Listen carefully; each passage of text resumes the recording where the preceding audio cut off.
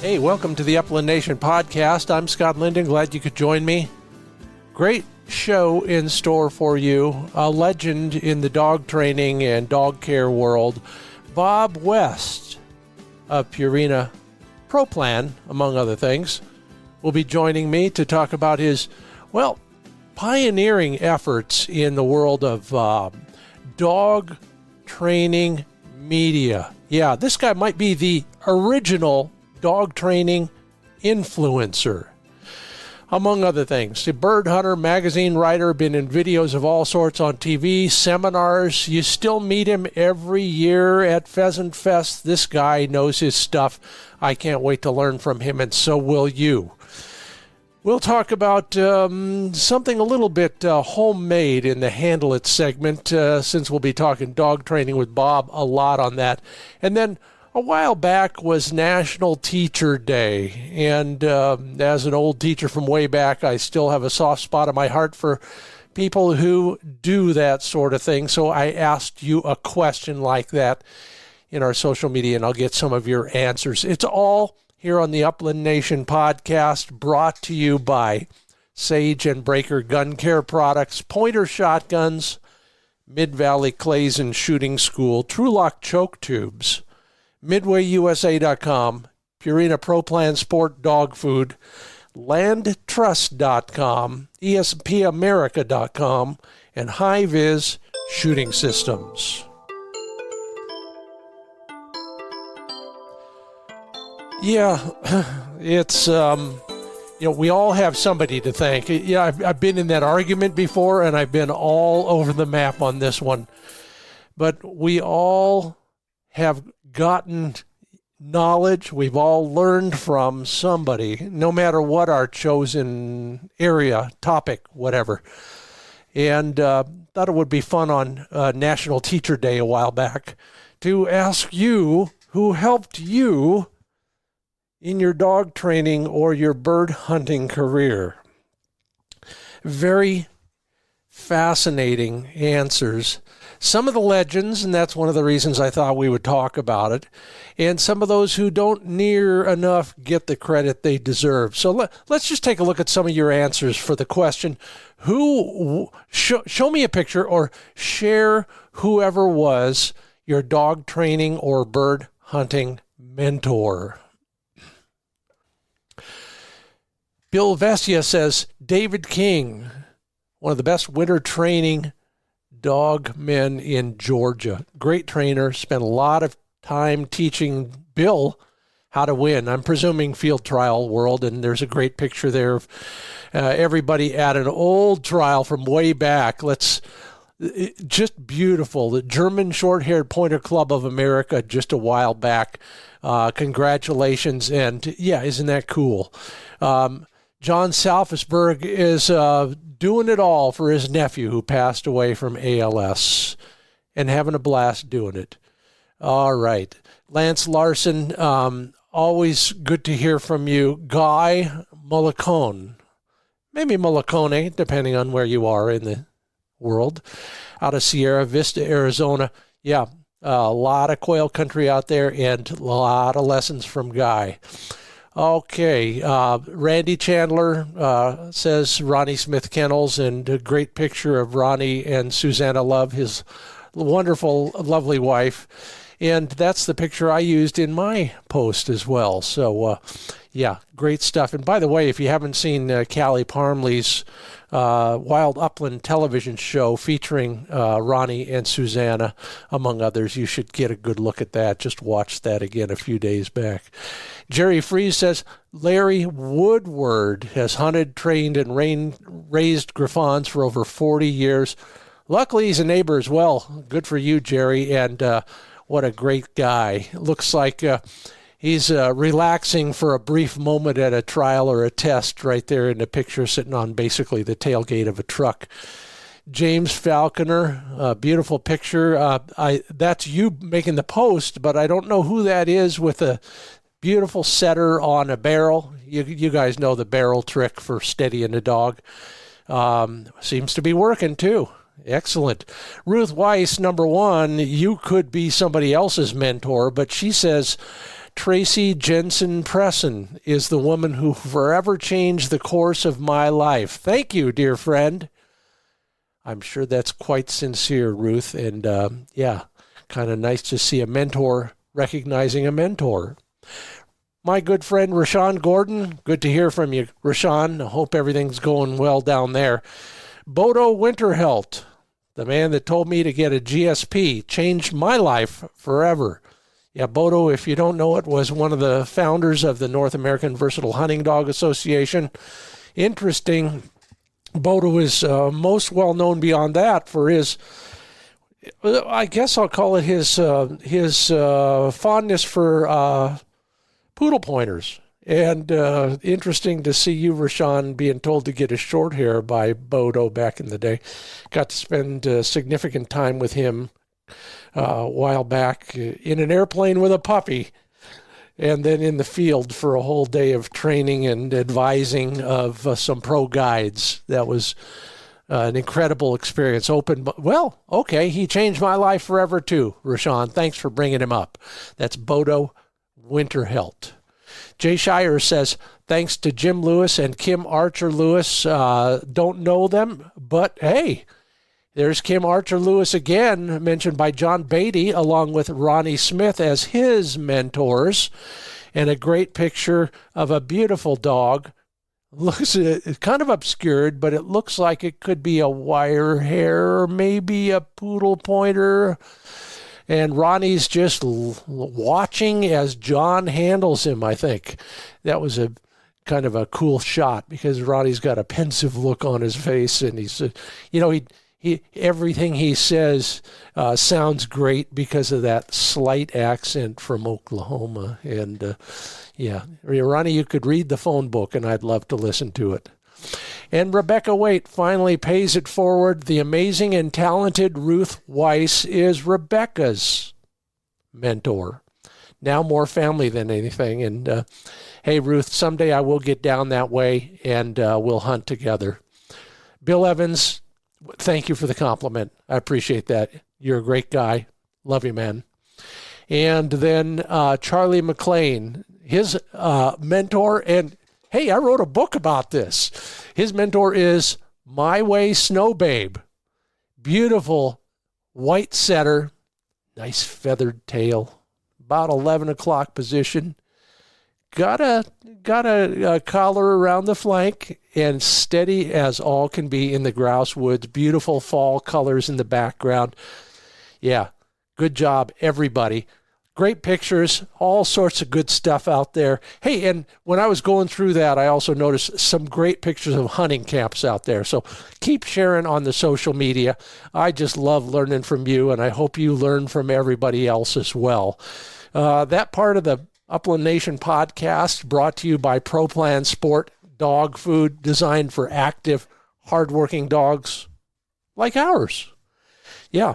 Some of the ingredients that really do the job over and over and over again. Glucosamine, omega-3 fatty acid, both of those will help your dog's joint health and mobility when they're hunting, when they're training, and throughout their life.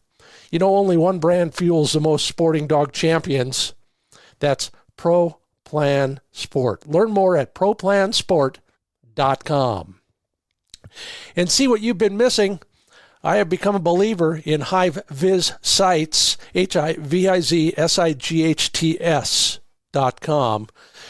These interlocking patented light pipes pull in whatever light is available. So they make the muzzle of your gun more visible. So you don't have to look at it. Basically, your subconscious is seeing that muzzle as you're looking at the target. It works. Now, you can easily switch out the light pipe colors. They're easy to install. Most of them you just slap on with a magnet.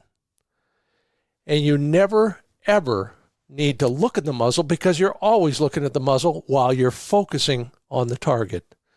Learn more about what I'm talking about. And finally, you can watch the video at HiVizSights.com. And I'm putting them on my pointer shotguns right now. You want to learn more about, hey, the new Cerakote colors, or maybe the new semi-autos, over and unders, side-by-sides, even youth guns in every finish you can dream of, from nickel to blued to case-colored and all those new Cerakote colors. It's your first stop for an upgrade, pointershotguns.com. The best over and under for less than $500 according to Target Focus Life. Take a look at pointershotguns.com. Well, I told him off mic I'm embarrassed that I haven't had him on my podcast yet. You all recognize the name Bob West. You've probably met him. If you go to any of the big bird dog events, Bob is there. He's usually in the Nestle Purina booth talking about dog food and dog training. The guy has a background like nobody's business. I'll let him elaborate on it. I kind of put the top line this way. After learning more about his background, I'm thinking he is probably the very first bird dog influencer, well before online stuff. Bob West, welcome to the Upland Nation podcast. Thank you, Scott. And I wish we were still before online stuff. You know, some of that social media just is a crazy deal. But no, I've been in it a while, and I don't know how many I've influenced, but I've been hard at it.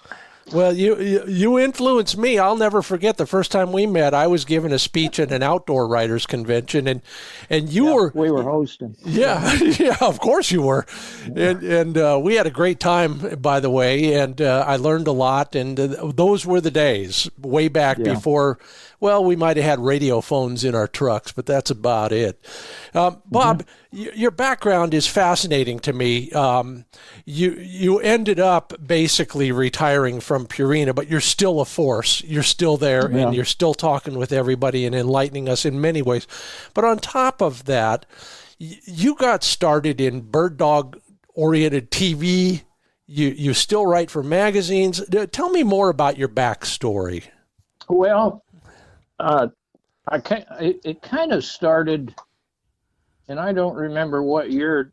David Meisner was starting Gun Dog. I was running dogs. I ran my first field trial, kind of a picnic trial at a retriever club in 1969. And after I was married, got out of the Navy, and just had my own gun dog that I planned to hunt with, but I ended up through that event and some others getting hooked on the competition side of it. I never could let it go.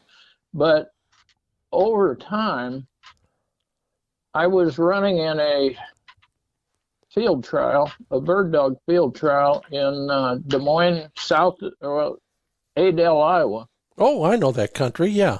Yeah, and it was a regional qualifier for the national, for the Shoot to Retrieve Field Trial Association, and it's now a championship. But this guy shows up and asks the field marshal if he could talk to whomever wins this field trial. And I won that trial, so I ended up visiting with Dave Meisner, because he wanted to do an article there to create interest in his new magazine, Gun Dog. Sure. Which I think he had one issue on the ground. I'm not sure. But anyway, yeah, and Dave and I clicked it off, and we started hunting together, and I trained what was that dog? Blue Max, I think. It was quite a wire hair that David had. And we hunted together all over the country. And what was interesting is if his boots got muddy, I wore the same size boots, and we were about the same size, so it all worked out. So, but we become good friends. And then somewhere along in there, Scott, he got a contract with Purina. It was Ralston Purina at that time, to do a television show.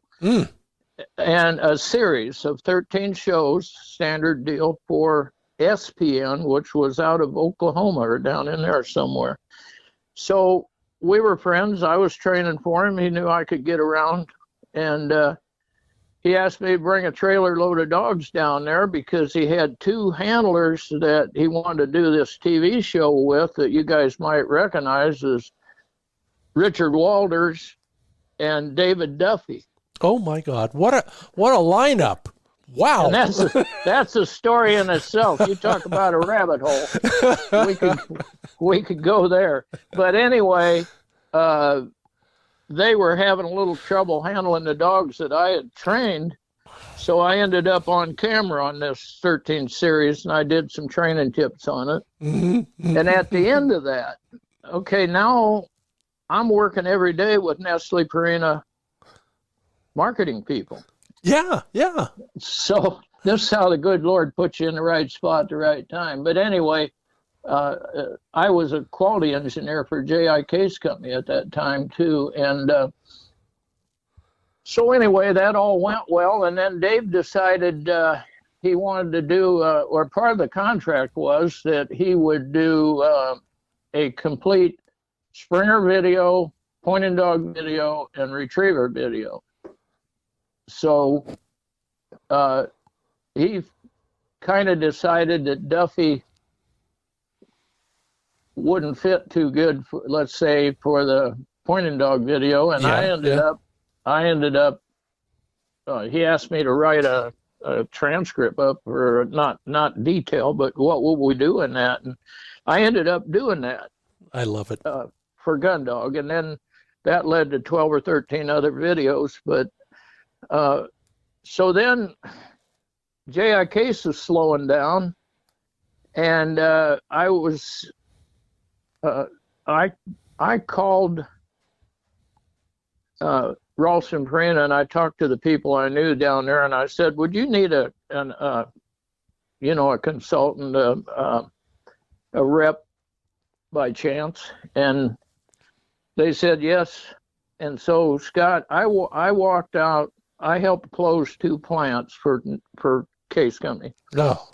I walked out of June of '88, or May of '88. I walked out of a JIK's plant on Tuesday, and Thursday I was in St. Louis with a contract in hand for Nestle. Well, it was Ralston Purina at that time. And the rest of the story goes on that I ended up, with that. I was by myself, a rep, and I told one of the marketing directors that I was reporting to at that time, I said, I'm going to a field trial this weekend. How would you like me to do some stuff there for you? And I headed off with a handful of coupons, Before that, I was doing media blitz, where one of the PhD nutritionists and I would fly around the country and do these little TV and radio advertising blitz and stuff. But anyway, the rest of that, and I ended up with, over time, 5 direct reports that I hired myself, and about 15 or 20 other full-time consultants, and a multi-million-dollar budget to that. And just like I said before, by the grace of God, who you meet, where you meet, what you do with it, because I think you can have an opportunity and screw it up. Yeah. Just read my biography. Yeah. Well, I'm not telling you the whole story, but anyway. Well, no, that's how it happened, and I was so happy. And it's a wonderful company. It was wonderful to work for somebody that just didn't have a 4-color brochure. They had the product. That Pro Plan is still, in my mind, and at the time I left, I knew it scientifically was the best, but in my mind, it's still the best brand out there. And to work for that, and they treated me so well, and they've given me opportunity, and they still treat me well. Yeah, they do, and me too, by the way. Thank you. Finally, I got a piece of that budget, and I appreciate that.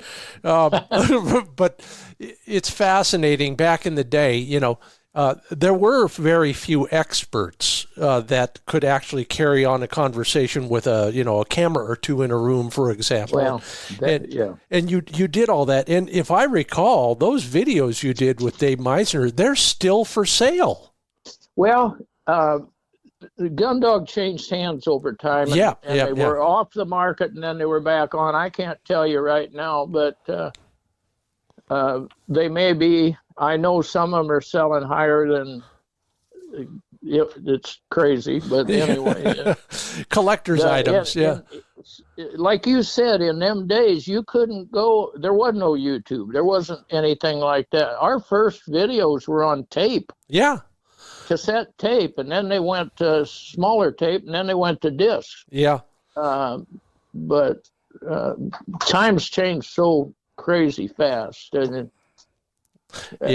well, what you have rolled with those changes in many, many ways. I mean, up until recently, you were still on TV in one form or another in bits and pieces of Gun Dog, the former TV show. Now, Purina is still very deeply involved in the Wild Upland series. Yeah. And all of that has probably changed technologically, but the fundamentals are still there. When people ask you, Bob, when they walk up to the Purina booth at Pheasant Fest, what's the most common question you get about nutrition or training? Well, a lot of it is when to feed. Yeah. Obviously what to feed. I guess the first thing is they'll come up and say, I'm feeding brand X and this and this and that, and why should I switch to ProPlan? And I take the wind out of their sails. I say, how's your dog doing? It's doing really well. And I said, well, I don't know if my dog's doing really well. I don't know why you'd want to change. And I just end it right there, because they want to get in a battle with you. Yeah. And they're not listening. You've been to many sports shows as I have, and they'll ask you a question, and while you're answering it, they're thinking of the next one. Their eyes are glazed over, and they're not listening anyway. But don't let that anybody, don't let that stop you from coming up and saying hello to Bob the next time you see him. Amen.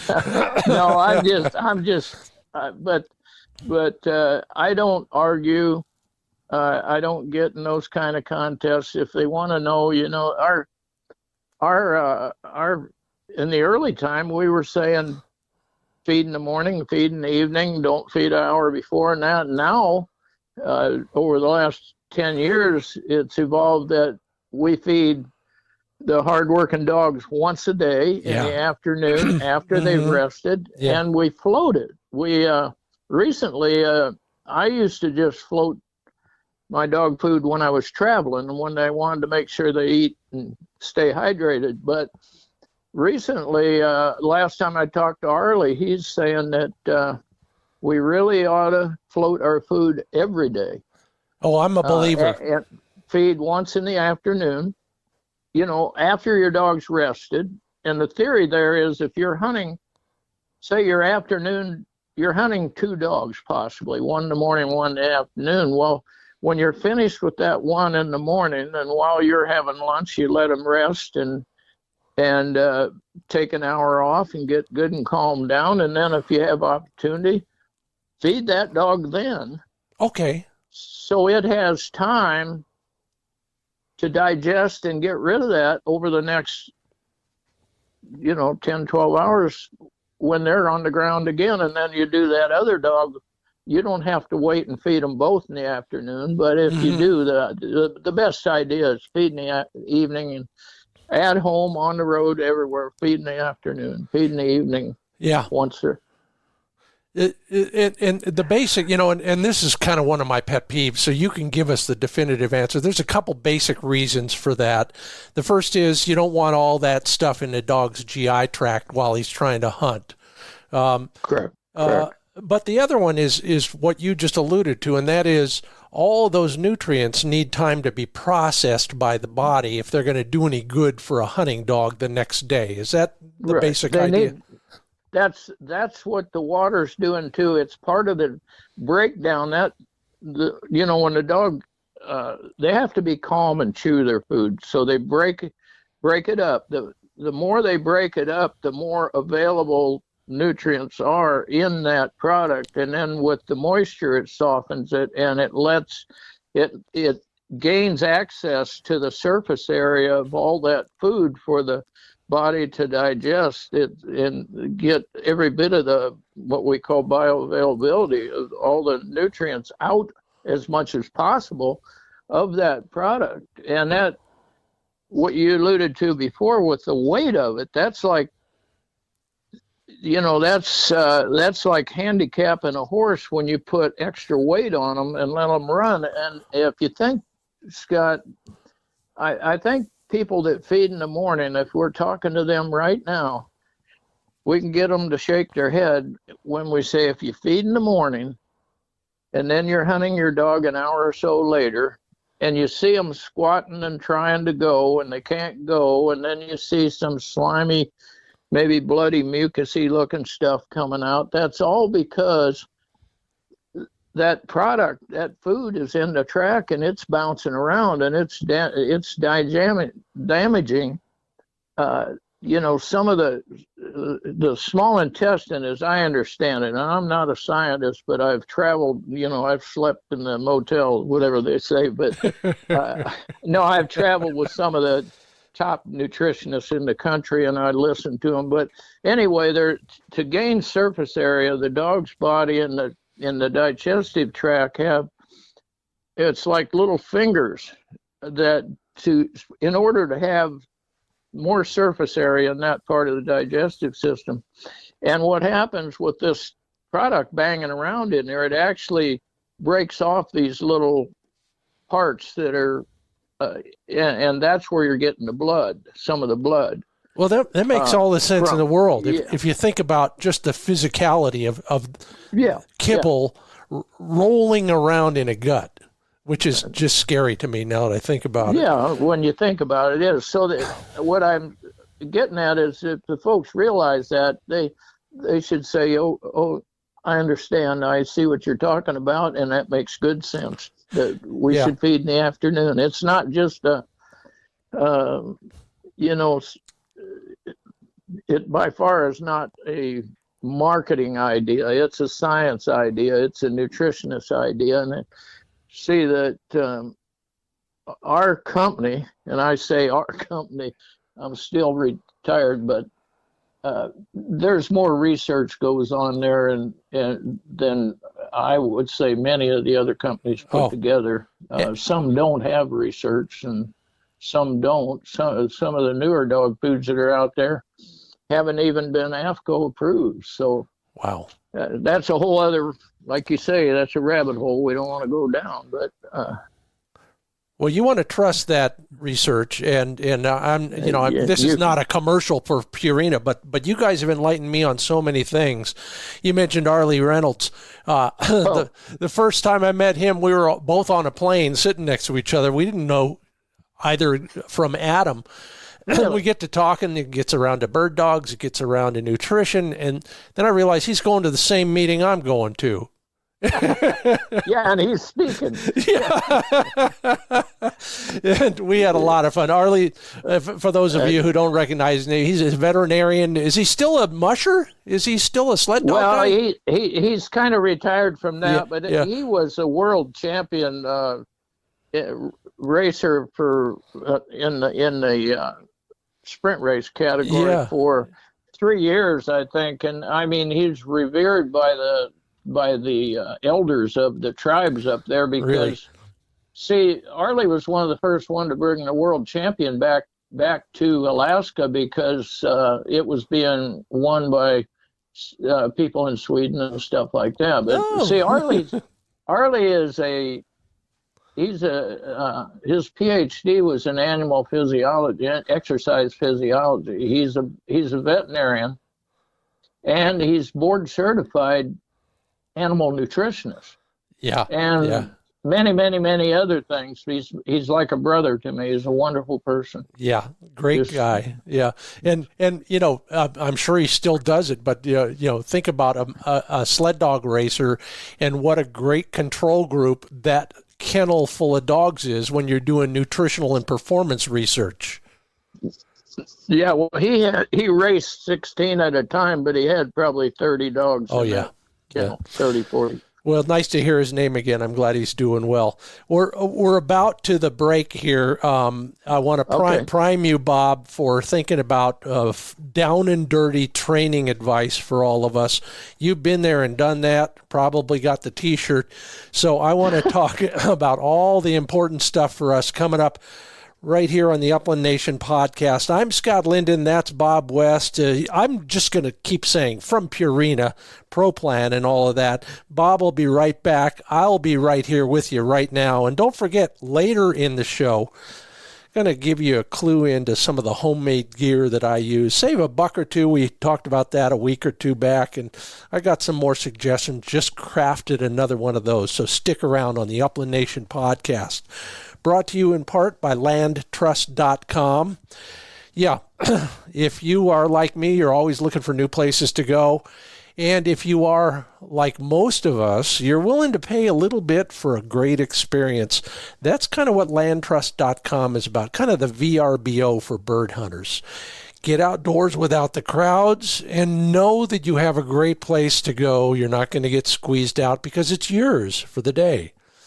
Yeah, create a free account on landtrust.com, then shop around for, a place you want to go this fall. And they've got places in virtually every state. Whatever you're looking for, they've got it in the way of incredible exclusive access on private lands for you and your dog, a very carefully selected good buddy or two. Have a good time at landtrust.com. And then shoot straighter. Yeah, change your choke tubes. TrueLockChokes.com. They've got 2,000 selections. One of them is going to make you a better shooter. It's the simplest way to get a better pattern. Yeah, stainless steel bar stock, the highest quality materials, incredible engineering, and a lot of creative thinking from Scott Truelock and the crowd at TrueLockChokes.com. What I like most, whether that choke tube is in my shotgun or laying around in a case, I know what the constriction is because I can read it on the end or on the sides. Learn more about the selection at TrueLockChokes.com, and you spell TrueLock, Trulock.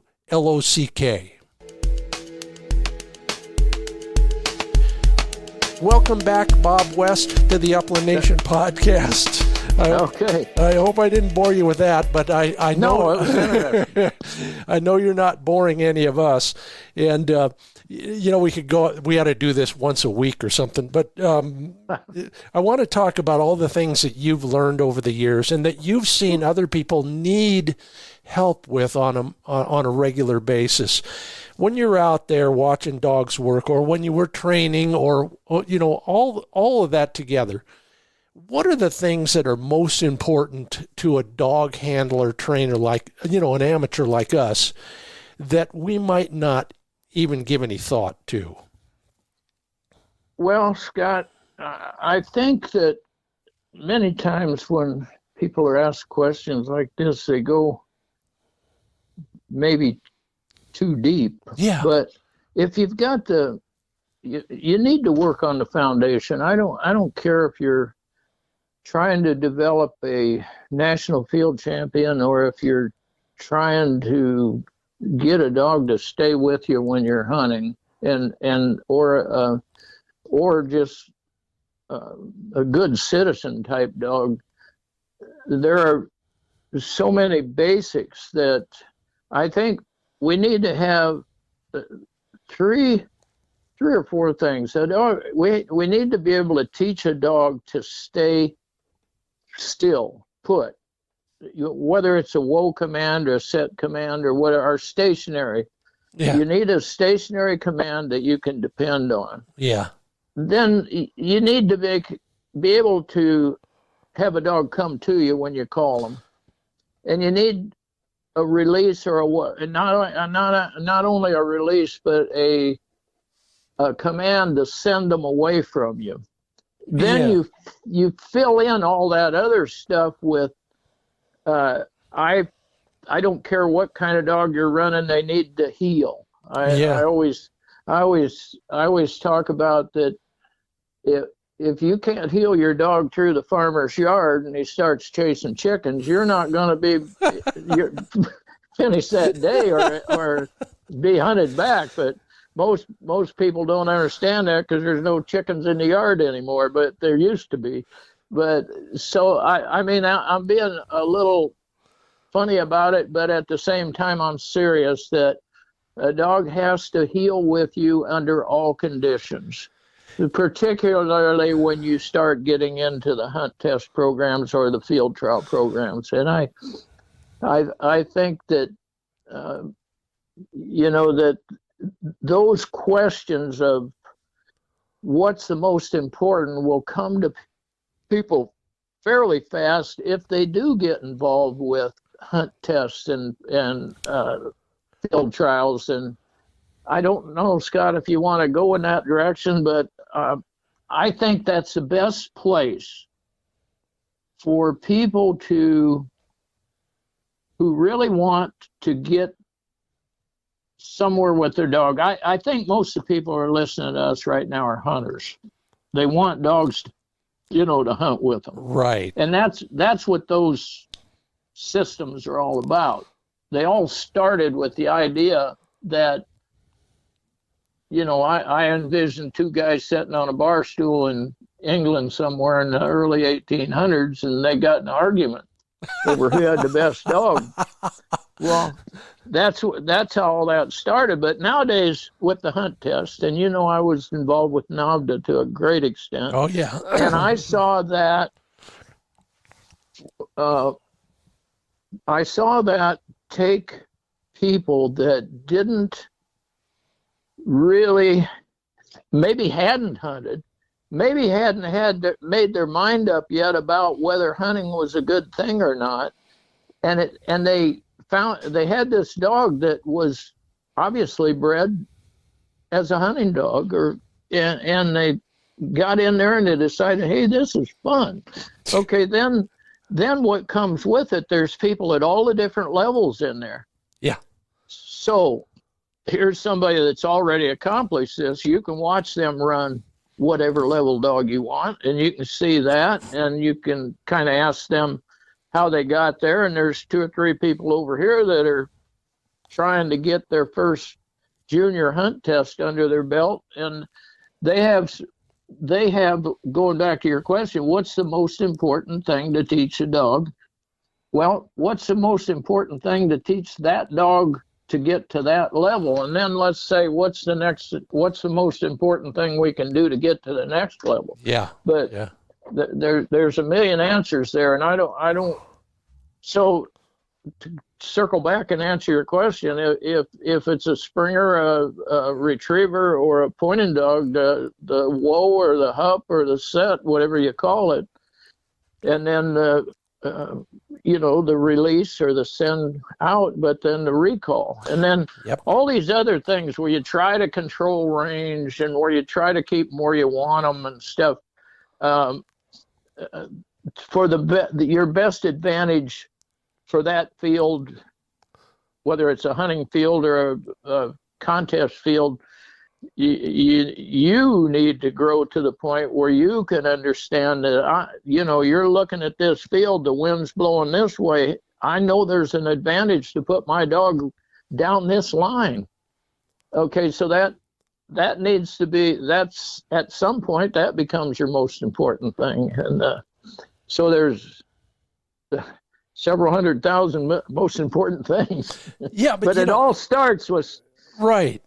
A set or a stationary, come to you and a go away. That's why when we collar condition, that what we call the 3-action introduction, that's how you introduce remote training with those 3 basics. Yeah, you hit the nail on the head, and it's absolutely true, Bob. And you alluded to something that reminded me. And by the way, I just wrote a piece for Gundog Magazine on this very topic. So if you guys want to learn more, if you need more motivation to join a testing group, Go read my story. Hey, what issue is yours in? I just did one too. I'm sure that, but no. While you're on the subject of Gun Dog Magazine, my golly, and I've been with them. I don't know how long they've been. Like we said in the other segment, year 1 or 2. But I've been writing for them. It's a wonderful magazine, and here recently, Callie has brought it up to a new level with it's a coffee table book now. But hopefully a lot of good information in there. That's a blessing and a curse, because she always wants more pictures than I have for my articles. But I'll work with her on that. You talk about this idea of people who are just, their eyes are opening to this stuff. I'll never forget, I was at a NAVDA training day, and if you're familiar with NAVDA, virtually every breeder will urge a new puppy owner to at least test their dog to the natural ability level. That's the puppy test. Yeah, some won't even give you registration. Yeah, there you go. So you see a lot of reluctant trainers at the first training day of puppy season, and one of them was an adamant vegetarian, but they got this dog. They thought this dog was beautiful. They thought it was going to be the dog that they'd always wanted, and by the end of that training season, they couldn't wait to kill a bird and eat it. So you can make some really interesting contacts at some of those organizations, and like you said, oh boy, there are gurus and mentors of all sorts at those things, including you. You were one of the earliest members of NASTRA and NAVDA, weren't you? Well, I don't know what their memberships are now, but in NAVDA I was number 2. They're in when we decided, we talked about this being before computers. NAVDA was going along, and there were about 150 members. There's 10,000 members now, but there were about 150 when I joined, and I worked with Bodo to help get that thing going. But there was one day we were sitting there, and one of the fellows says, we're getting too big. We got to keep the judge records on the computer. So we're sitting at the table, and Bodo was president at the time, and I was some officer. So we started counting around the table: 1, 2, 3, 4. Jim Applegate and them, Bill Jensen became. That was our start. And now, like I say, it's got to be in who knows how many thousand. But and in shoot retrieve, I was L1, life member number 1. Wow. But, time flies and you're having fun. Absolutely. Down to brass tacks on something that is of highest interest. This is the number 1 priority of everybody I talk with on all media all the time. If you're a pointing dog owner, your most important goal this summer is better steadiness. Now, Exactly. we all know, we all have different definitions of steadiness, but can you help us, give us a tip or two we may not have thought of? We've all, seen the videos, read the books, read the articles. What else can you tell us that maybe we're not doing that will help us create a more steady dog? Well, it all depends on the dog and how they feel, and how, when you're touching them, if they're understanding and everything. But I feel one thing is you take little steps, and a dogs appreciate when they can understand that they're accomplishing things and doing things right. And if you have too big, in other words, you can't come there the first day and expect to be steady on game. I like using a training table, which Bodo developed because he had a back operation. He couldn't bend over, and he started getting the dog up off the ground. But when he quickly realized that, hey, they're more attentive to me. I've taken their secure confidence away of the footing on the ground. I've taken them up there, and they're a little apprehensive, and man, they're looking at me and they're paying attention. So take advantage of elevating a dog in some way, like a training table, and you can look that up in Gun Dog magazine. I have it. And, Yeah. but anyway, Scott, I think, and I know we're getting short on time. I just feel that those are the concerns I'd have. Is don't expect too much each day. Yeah. Get them to stand still. I try to translate that down to even don't move your foot. Yeah. And when they're on the table, if they turn and I bump their foot and put it back where it's supposed to be, and get them to understand that don't move their feet, and kind of build up from that. Because, I'm running retrievers nowadays, and that's still a big problem, is getting a dog to sit quietly on the line, because these dogs are they love to hunt. And boy, when them birds are out there, they want to move. So if you don't have the basic, I sound like a parrot repeating myself all the time, but if you don't have those basics down tight, and please don't move to the next step until you've accomplished what you were looking for in the beginning. And I really think that you get an article that Scott or somebody, or one that I've written in Gun Dog, or some of the videos, and understand the steps first. I don't know how a person can train, and if they don't understand, here's where I start, here's where I hope to end up, and here's a whole bunch of steps now in between, and that's what I refer to. Don't take the next step of those little finite steps in between before you're ready to go to the next one. And then you can always back up and reinforce it. See, each step, each level you get to, I feel you're putting more tools in your toolbox there. So if you get to a certain point and things aren't working for you, you can go back. There's a problem somewhere here in your training. So you go back to a certain number of steps, and you come on through and you train each step correctly. You'll find out that problem doesn't exist when you get to the other end.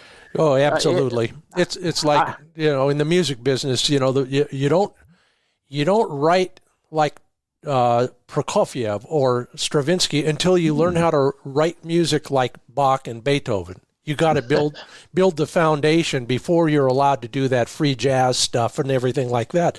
Right. Do I have time to say one more thing? Listen, you have all the time you want. I'm in no rush, man. Okay. All right. Well, referring back to a little problem that you might have, I don't know what this problem is, but if you pick at that problem and pick at it, sometimes you can make it worse than going back 10 steps, work over again, refresh the dog, let them feel like, hey, I'm back, I understand, I'm getting it, I know that if I do what you want me to, I've understood that this works out good for me. Yeah. When you go back through there and you get past that, you wonder, well, that problem went away. I didn't even hit a bump in the road. But if you pick at it, you can get yourself in real trouble. Yeah, you talk about some things. I'm studying a lot of athletic coaches these days and their philosophies toward coaching. And we could do worse than to study that sort of thing, because basically we are a coach for a dog. Yeah, exactly. And I'm seeing how it manifests itself in a dog. And you're absolutely right. If I was going to take away something from what you just said, Bob West, I would say we need to help the dog succeed. And I think Delmar said that first. He said something like, never allow a dog to fail. Don't set them up to fail. Yeah. There you go. Yeah. Because failure is how you learn. Or otherwise, if you moved your foot on the training table and nobody said anything, well, then you failed and you've gotten away with it, for example. Yeah, but in a training thing, it's not exactly a complete failure. Yeah, It's an opportunity to correct. Yeah. See, Scott, when I first started all them time back, there was a lot more force. Yeah. With horses and dogs, and that, I traveled with Delmer half my life, and he's a wonderful person. But what we've learned from training horses and dogs is there's not so much of the force. It goes to exactly what you said. Teach first, help them understand. Then you have a tool where you can put a little pressure on them, take away the options, but you don't put the force on first. You just, there's not force like there used to be. I'll say that. Yeah. Once in a while, we have to get after them if you really want 100% obedience, but not like it used to be. No way even there. The dogs are the training expertise through all these different coaches that you talk about. We talk to each other. It used to be people kept secrets how they got something done. That's not the case anymore. Yeah. It's all shared information, but the overall breakdown and how you visualize training has changed so much that and the quality of dogs through breeding. We have there's pointers and setters that come out of the womb just broke dogs almost. They're steady. They don't. It's a wonder, but the dogs are smarter. I'll say that. I had dogs back in the, like you say, the 60s, and now it's 24. The dog I have now, of course, the problem is she's smarter than I am. But yeah, I know that feeling.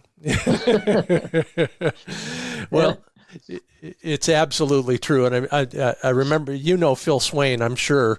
Phil used a term a few weeks back. Instead of the term force, or punishment, he used the term coerce. If you could coerce a dog to do something, it's a different way of looking at trying to convince them. Now, we can't reason with a dog per se, but we can manipulate them.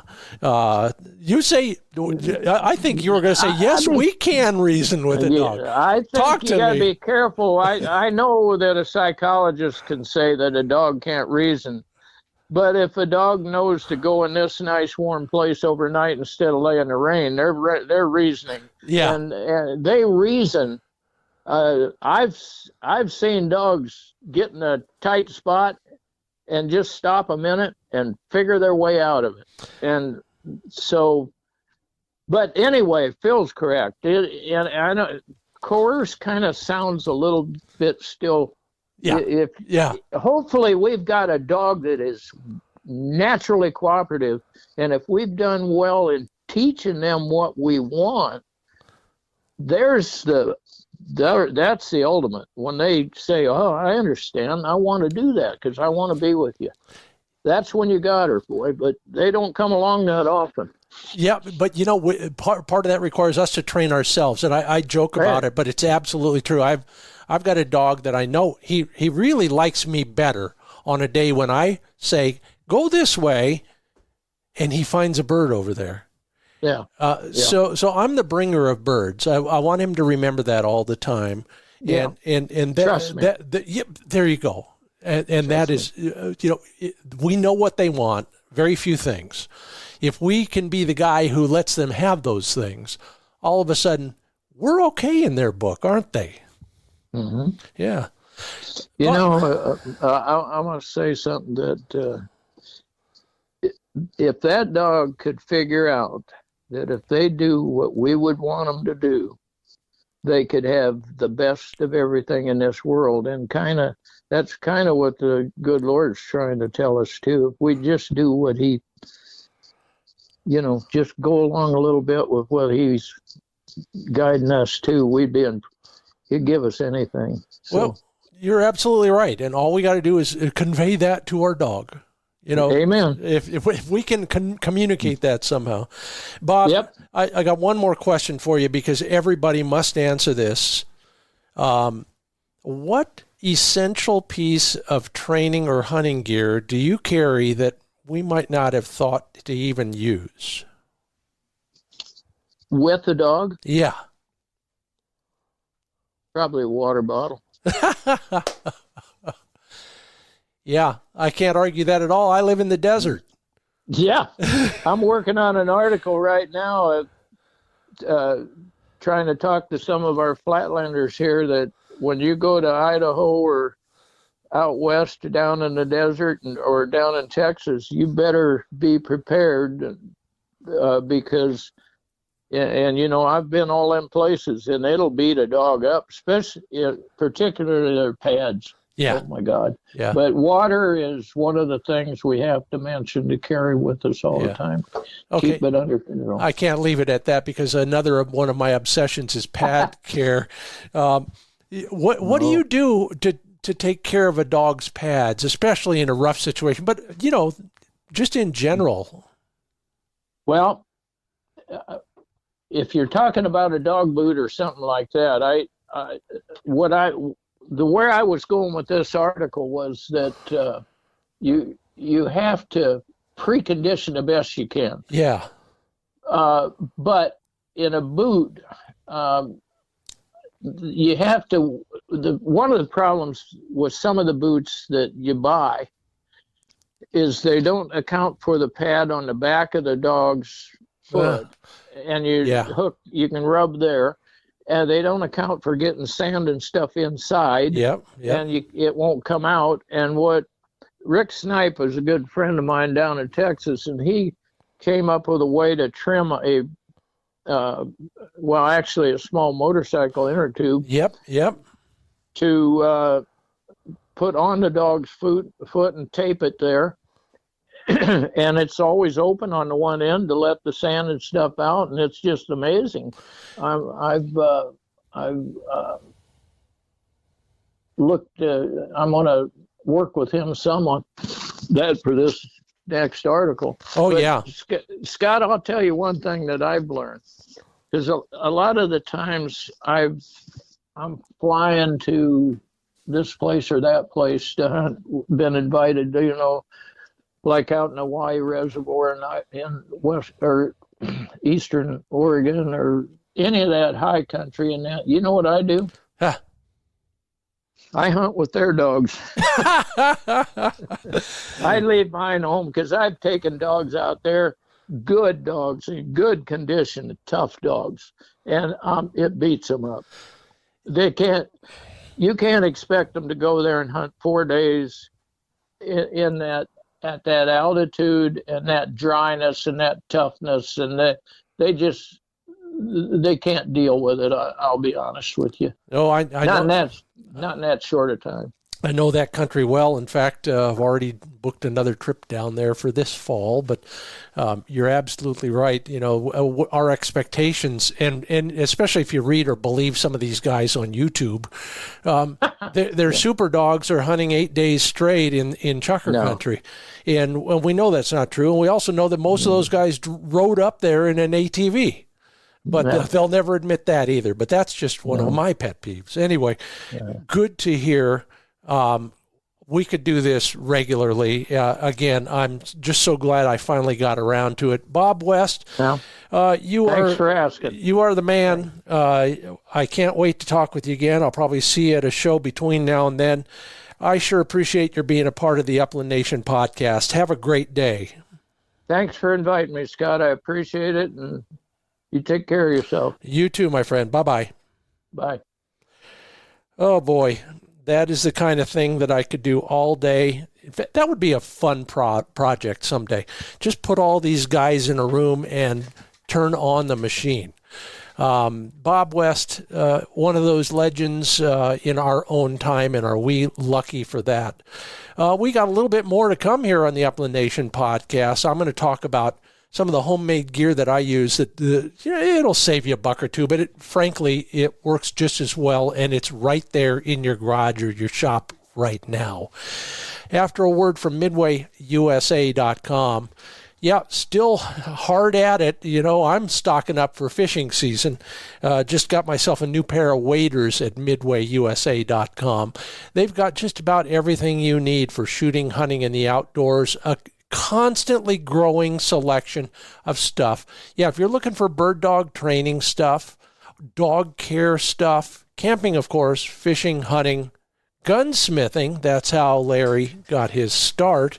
It's all there at MidwayUSA.com. Helping a friend with shopping for a youth shotgun. Over 36 youth shotgun models in stock and ready to go. Yeah, they'll send it to your FFL. Just went through that myself with them. It's simple. It's easy. You don't really have to do much of the paperwork. You just give them the name of your FFL and the phone number, and you're done. It'll be waiting for you. Customer satisfaction, their number one goal. Learn more at MidwayUSA.com. And if I say crafted at the highest caliber, you might think Mercedes. You might think, let's say Fender Stratocaster. Or you might say sageandbreaker.com. Gun cleaning and care, crafted at the highest caliber. Hey, new handgun cases are in stock. The firearms grease is back in stock. This company makes high-quality gun cleaning products and accessories. And Father's Day, sale. Get on the mailing list so you don't miss out on future sales and new products. Learn more at sageandbreaker.com. Well, this week on Handle It, man, we got a talking to from Bob West. I can't do much more than suggest a few things that you might have laying around that can help you in your bird dog training. Here's some of the things that I'm using right now for various aspects of Flick's training. I'm lucky enough to have a pen full of pigeons, and hey, maybe that ought to be on the list. No birds, no bird dog. So I've got that. But beyond that, here are some things that I'm using on a daily basis here that you probably can cobble together as well. Rather than those long, cylindrical, rigid bumpers that you use to teach retrieving, years ago I came up with this one. I took a couple old shot bags, washed them carefully, lead shot, washed them carefully, put sand in them, tied them together, and made a big floppy retrieving bumper that looks and acts more like a dead bird than anything you can buy on the market. Try that. If you're looking for step-by-step instructions, I wrote an article on this for Game and Fish magazine a while back. Just go to Game and Fish magazine and search around in there. The other one that I'm really excited about, I told you before, we're working on big covey rises with Flick to keep him steady on multi-bird flushes. You know what I use? A milk crate. Any lightweight but solid, well-built box. I like a milk crate. It's the kind made out of wire, but even the plastic ones, there's so much ventilation, which means all that bird stink leaks out and helps your dog and working on his nose. Let's see, zip tie a lid to that thing. I use a piece of plywood. And then attach a rope in a way, you'll figure it out, so that when you mount it, you put the birds in, you put the lid on, you run the rope up over the lid so that when you're at a distance from that, you can pull that rope, the crate tips over, the lid opens up because it's now laying on the ground, and those birds just kind of mosey out. So if you're working on steadiness to walking around birds, once again, a great multi-use tool. Of course, everybody knows they need a check cord for everything else, and you can buy one. Sure, you can buy them ready-made. The best ones I've ever had were made out of water ski rope. It's lightweight, it's pretty tough, And it's rigid enough to where when a dog does a circle, he doesn't wrap that thing around a tree trunk or a sagebrush bush, and then he's hung out to dry, almost literally. Take a look at that. Learn how to tie a bowline knot, because that's what you need on one end when you're tying it to the snap, the clip. Those three things serve me well on an almost daily basis. Maybe they'll serve you as well. That's the Handle It segment for this week, brought to you in part by ESPAmerica.com. One thing I cannot handle without their help is retaining what little hearing I have left. You want to hit the target, save your hearing. Custom fit digital hearing protection is the way to do that. Yeah, it protects you from flinching. Even your recoil is less, at least in your head, when you're wearing custom fit electronic hearing protection devices. These guys have patents on the software. They have incredible design ideas that keep that wind noise down. Learn more about how important it is and why you should protect your two ears right now before it gets worse. Go to ESPAmerica.com. Yeah, we wear them at the range. I wear them when I'm taking lessons because I can still hear everything when I go to midvalleyclays.com. Their shooting school and all the fun clay target games are in Western Oregon, but you can talk to Dave Fiedler about shotguns and his large inventory anytime. Just go to midvalleyclays.com, ask for Dave, talk to him about shotguns, what you're looking for, why you're looking for it.